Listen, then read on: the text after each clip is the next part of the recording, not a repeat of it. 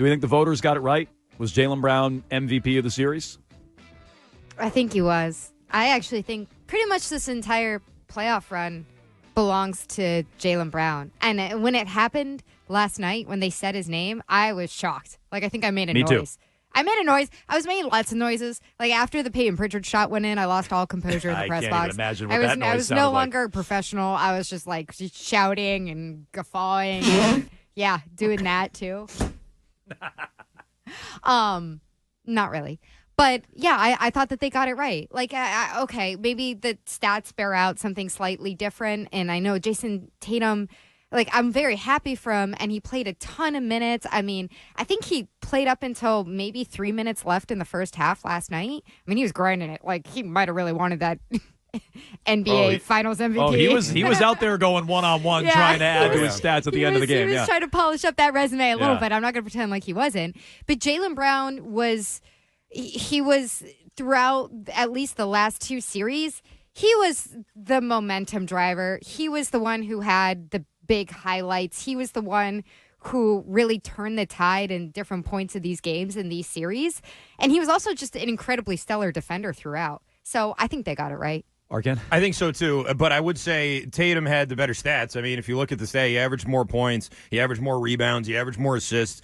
Both Brown and Tatum didn't shoot the ball great. Like, neither of them were super efficient at all in the entire series, which may have made it hard for these voters to sort of look at it and decide, okay, who was really better than the other one. If you go just by those stats, then it is Tatum. But you take into account that Brown was the primary defender on Doncic basically the entire series, I think that made a big difference. And I know that Doncic had a couple of good games on him, but in general, I mean, that was his assignment. He took it very seriously. He fought through screens to try and stay with Luka for the most part, and I think that ended up being the tipping point. It was like 7-4 voted for him, right? Yep. And so it was, the matter of 3 votes that would have swung it, and I think that's probably what did it was the defense. Terp just had the votes up on the screen. If you're watching on twitch.tv/Boston WEEI, or if you're watching on the YouTube live stream, you can follow EEI there. Just subscribe and follow along. But there are your votes. 4 for Tatum. Doris Burke, PJ Carlissimo, Gary Washburn, and who's the other one I'm missing? Malika Andrews all voted for Tatum.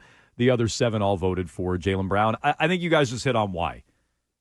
Tatum had the better offensive numbers in some ways. I mean, he wasn't very efficient from the field, but it's not like Jaylen shot it well, to Arcand's point, but more total points and rebounds and assists. Jaylen had the assignment of having to guard Luka. Forsberg had some good numbers on this today. Luka Doncic, when defended by Jaylen Brown in the NBA Finals, 154 possessions, 32 minutes matchup time, 21 points, 9 out of 22. That's 41%, 2 of 8 from 3, 5 turnovers, 2 fouls. Forsberg adds it was the most matchup time logged by a Celtics player against any opponent in any round this postseason. And so here's another thing I was wrong about.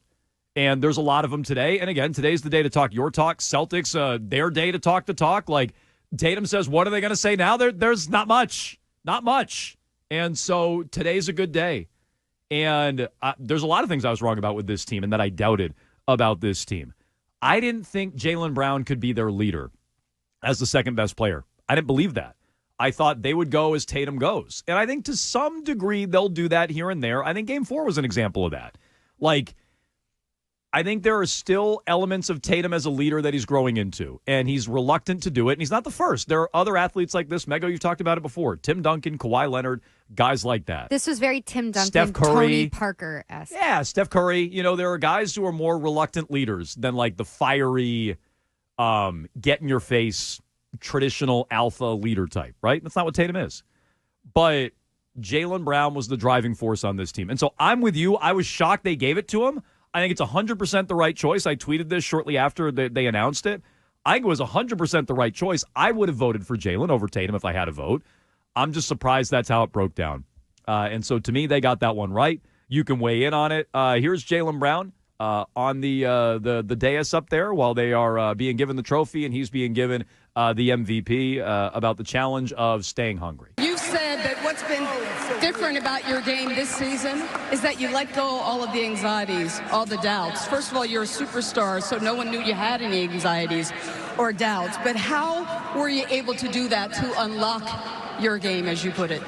Just my faith in the Most High, just believing in my teammates, my coaching staff, and just being grateful. I've been grateful for every moment, every opportunity. I never hug my head. I don't give Okay, so there was a good amount of cursing. I forgot about that. There's a good amount of cursing up there that he was doing. He did say, excuse my language, but he stays hungry. And I think that driving force, maybe that's an intangible reason to vote for him, but I think that's another reason he was deserving of it. So did he deserve MVP? Who are you happiest for? You can answer those questions on the phones like Sid in Denver. Go ahead, Sid. Yes, I'm happiest for Jerry West that he didn't have to see this abomination, number 18. I just wanted to call and say what's up to Christian. Hey, Sid. He calls me every time the Lakers win, and he never gives me the kibosh or my Laker love. Oh, this is an old friend of mine. It's a personal, personal pal of Arcand. It certainly is. How you doing, Sid? Thanks for calling, buddy. I'm good, man. I'm good. I held on all 25 minutes just to tell you congratulations. I'm happy for you. I'm not going to give you any BS today. You'll get some emails and text messages later in the week. Okay. But it was a great playoff run by the Celtics. I told people after game one, I was like, it's over. I'm just going to have to start looking at ways we can get 18 in L.A. Mm-hmm. But, Brown and Tatum did their thing. They didn't even need White to go off like White can go off. So it was just an all-around great series that I couldn't even, as Lakers fans, we want to find our hate. We couldn't even find it. I mean, Sid, a couple of Arcand, I think you basically said this. Like, no one really went off in this series. True. So I think that's true. Mego, what's more shocking? A Laker fan kind of calling in and bending the knee, which I've been doing all day, so maybe that shouldn't be that shocking, or that Arcand has friends. What's more shocking? Is his name like DJ Sid? No. Because you were telling me all your friends from Colorado are DJs. He's not anymore, but back when I knew him in school, he was a rapper. Oh, cool. Yeah, he was part of this group called the Ground Zero Movement. They were really good. They used to come on to our college radio station a lot, and we became friends. And he was a Laker fan, Celtics fan. Shouldn't have been friends, but we were. And now he's calling in and bending the knee. How about that? He's a good caller. Sid, call back anytime you want, Sid. Call back. Yeah. Something beautiful about that, isn't it? It's like, again, Arcand was so when we did a relationship roundtable, he was so doubting that Republicans and Democrats can get along. It's true. Red Sox and Yankees fans can get along. Lakers and Celtics fans in Denver, of all places, getting along. Let's go to Tom in the car. What's up, Tom? Hey, what's going on, Mr. Jones? So I just want to know if you guys seen this picture circulating of Grant Williams and the other non-Celtics bums in the locker room celebrating. Hilarious. Wait, so hang on. I wasn't all non-Celtics, wasn't it? It was Grant Williams and other Brandon Miller and Mark Williams. Brandon Miller, Mark Williams, Harry Giles. Harry Giles was there. Yeah, it was. I don't know why Harry Giles was there, but he was hanging out too. Is he even in the league anymore? Let me say something nice. I think so. Let me say something nice about Marcus Smart on a rare occasion. At least Marcus Smart had the decency and the self-awareness to not show up in the Celtics. Grant Williams, both these teams traded your fat ass and got rid of you, and they got better because of it.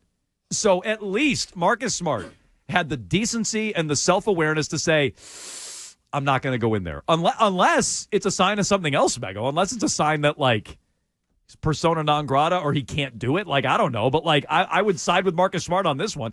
Grant Williams looked like a clown last night, asking for autographs in the locker room after they won. No, it's very true. I was surprised when we got the celebrity list ahead of the game that he was there. I was like, ew, that's weird.